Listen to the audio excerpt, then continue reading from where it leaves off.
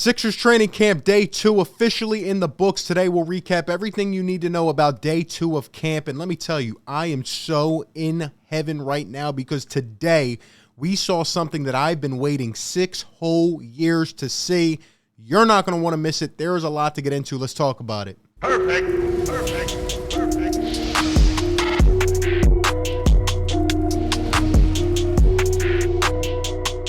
What is going on, everybody? RB here. Welcome on into Philly Take with RB, where we constantly talk Philly sports. You know what to do. Drop a like if you're enjoying these videos. Let me know if you're enjoying the training camp coverage. Subscribe to the channel if you're new and hit that little bell so you are instantly notified anytime we drop something here on the channel. And for additional support, consider checking out the merch store or becoming a channel member for exclusive perks. We are not going to waste any time. We are getting right into this. Today we had just loads of information and a lot more, honestly, than we had yesterday. We'll start it with some tidbits around the NBA, as we usually do. This first one you are going to love. That is right. How about Damian Lillard coming out today? And this is what he had to say. He's more determined to win in Portland after watching a small market team like Milwaukee win the championship. Quote, I was even more convinced.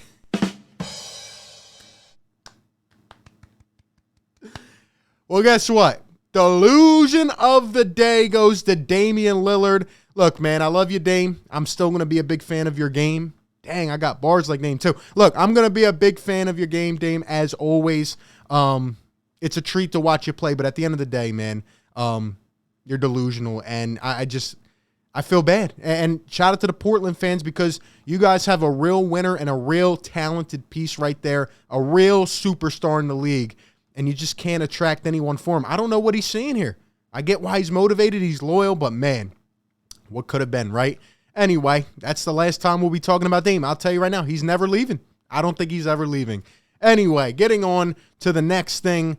JJ Reddick has his own podcast, obviously just retired this past week. And he was asked about his biggest regret in his career. And he said, I wish there was a way I could have gone back to Philly. Look, man. Does this have any relevance? No. But at the end of the day, I feel like it's something that we have talked about a lot. And, not only was he a great fit, I know he was a liability on defense, but he could knock down shots, come around those screens of Mr. Joel Embiid.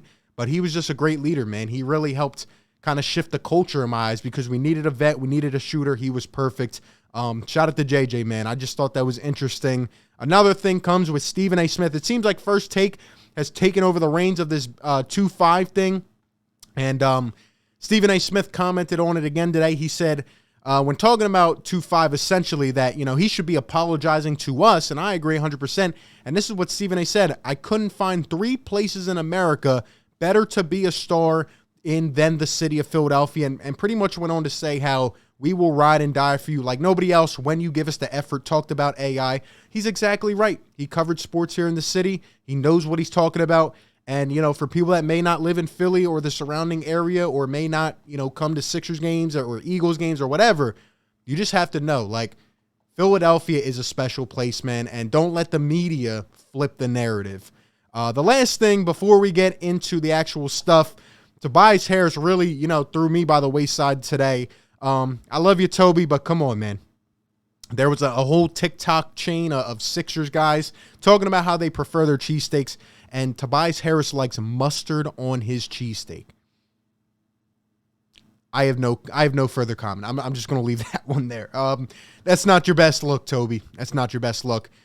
Before we get into the specific camp stuff, we do have to talk about the wimp again. 2-5. Another report comes out today. Every single day there's one. I'm sorry I had to break my promise from yesterday, but I just have to touch on it quickly because this one comes from ESPN's Ramona Shelburne. 2-5 is willing to sit out the whole season if Philly doesn't move him. When you talk to people close, okay, worst case scenario, takes all year. Would he sit out all year? And the answer is yes. You don't even have to go to the big sources anymore. I know I'm just a dude, but, how many times have I said this? Like, I know he's willing to. I said it last night. I know he's willing to because, again, he doesn't care. He just doesn't care. And it's ridiculous. But, we're at camp. We're doing our thing. And here's the fines that 2-5 would face. He missed media day. That's $50,000 each practice. As you see, it goes up.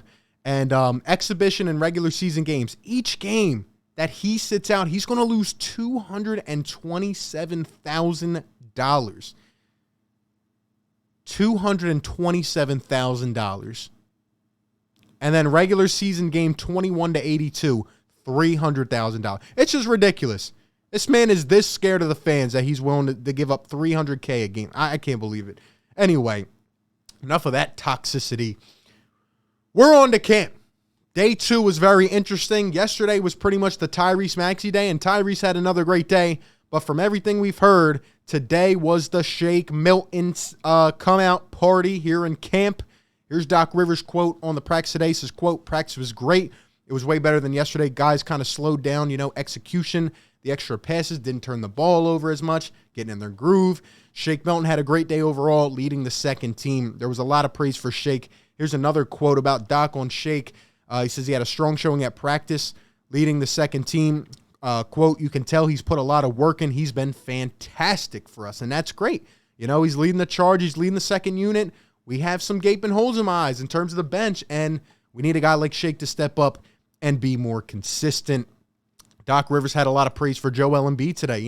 We didn't hear too much yesterday, but Joel had a huge day and a huge showing today. Doc on Joel Embiid says he's in great shape. He's in much better shape, which is great because last year he took a big step in conditioning, which we noted a lot. He looked really shredded in that press conference. He looked like he was in the best shape of his life, even better than last year, and Doc comes out here and confirms it, and you just got to love it, man. He's doing everything he can to improve his game and just staying healthy for the long term, as we would hope. Here's a quote from Joel Embiid in an interview that he did, 10-minute interview, and here's just a clip of that, and I just absolutely love it. Season was pretty okay last year, but I know I can be way better than I was last year. Yeah, Joel Embiid, it's just amazing how a guy who played on an MVP caliber level, he comes out, and this is the first thing that we pretty much hear from him in camp. He just says, you know what? I was okay. I can be better. That's what I'm talking about. That's the Philly attitude right there. Never settling. He wants to be one of the greatest, man. It's just transparent. It's just the drive. You know what I mean? Joel also had kind things to say about Tobias Harris. He gave him a lot of respect. He said, "It takes a lot to earn my trust." I'd say I didn't open up all year when Tobias came, when he was new. But this is the third year. As the years go on, you get to be around a guy, you learn about what he's about. I talked yesterday, there's some subtle shots being thrown around. I don't know. You tell me. You tell me. More on Tobias from Joel. He says he's a great guy. I respect him for being real. If there's something wrong, he'll tell you. I respect him. Lots of credit to him. He's been the glue of our team, getting guys together and keeping guys together. These just write themselves at this point. He also went on to say, quote, "I'm a leader in the way that I'm going to go out on the court. I'm going to dominate, and I'm going to help us win games. I'm going to do my best. I'm going to be like, hop on my back. I've got you." Leader mentality, man. Control the herd, baby. Lead the pack. Lead the pack, Joel Embiid. I'm loving it. He has that mindset that he's just too great and he can't be stopped. Now, here's the best thing I saw all day, and I've been waiting 6 years of my life to see this. I really have. The Sixers have not had a point guard. How about a point guard running a pick and roll with Joel Embiid? I know it's rocket science. It's a concept that's just unfathomable, but it can happen. How many times have I been talking about Joel needs to throw down? How about this, man? Feast your eyes. High screen, Maxey comes around, oops it up. Oh my gosh, Joel getting the bounce as well. It's beautiful, man. The Sixers have not had a point guard that can do anything on offense in 5 years. And this is why I'm saying, there are doors to Joel Embiid's game that haven't even been unlocked. It's unbelievable. We can do that a lot, and it's just great to see a guy handling the ball, taking, his role and stepping up. You know what I mean? And it can really make Joel's game even better than he was, and it's just crazy to see. Here's another video. Again, we got a couple more clips today, not too many, but here's Tyrese Maxey off the dribble. I think George Niang is guarding him there. Maxey, a step back three from the corner. This kid, his potential is just out of the gym, man. It just, you know, he's doing all the things that we wanted to see him improve on. And he's only 20 years old. It's beautiful. Doc Rivers also had a lot of praise for one Matisse Thybulle. Doc says that Matisse Thybulle worked out with Tobias Harris this summer after the Olympics. Said both of them have Thybulle coming in. Said both experiences have Thybulle coming in with a different mindset. So Doc had a lot of praise for Matisse. And I love how a younger guy is trying to be around one of the vets and trying to learn and grow and nurture his game as well. I think that's beautiful. Another example of this right here, Doc talked about it today, said Shake Milton. Well, Shake said that he worked out, Doc elaborated on it, but Shake said that he worked out with Tyrese Maxey and Seth Curry down at SMU this summer, and mentioned some development coaches that helped as well. So, you know, these guys are, you know, all offseason they're together. They're building that synergy together, and they're going to work, man. That's, you know, team chemistry is such a huge element when it comes to playing a really long season and going far in the playoffs, man. And we know where one of our guys were, and everybody else seems to, you know, kind of be feeding off each other's energy. We'll wrap it up with this video here today.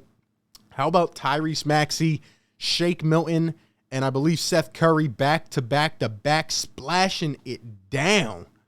Maxey right there. I'm sorry, that was Shake. How about that, man? Beautiful, beautiful, in stride, off the ball, catch and shoot. Look, I know a lot of these clips, you know, we really don't have a lot of the scrimmage action. They're more just like, you know, 5-on-0s or just like warm-ups and stuff. But it's good. It's good to see these guys in motion, flowing. I love it. Give me all your thoughts on today's camp stuff down below in the comments section. Appreciate you guys so much for tuning in. Like always, be sure to like, comment, and subscribe. And I will catch you on the next one, man. Peace. Perfect.